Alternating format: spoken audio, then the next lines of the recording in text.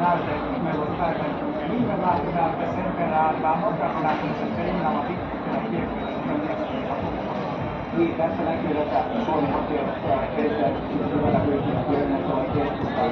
Valvoitumasti Mäenalasta, joka ensimmäisellä kierrolla ottaa ensimmäisen niin aikaan niin tekee Pyörinnettävän, jotka haluaa tätä kiekkoa. Monen henkilöitä pitää pystyä ulkonaan pysymään kierrossa. Nyt Innolla pitäisi laittaa saman kierrosta syvään, tai sitten jos se pyörää, se viiva auki, niin heti pitää laittaa kierrosyöttö. Mutta nythän ei mennyt syvään, eikä tullut viivaan, ja puolen välin 2-3 turhaa liikettä autolla kiekkoon. Silloin 2 laitoilla johtaa luulta, kiekkoon syvähän mennä hakemaan ja nopeammin katsoa. Niistä kyllä suomalaisen erittäin hyvä syötteinen valvoilla tuolla takaisin jalkapalloa. Se on vielä pieni maailman vastaan.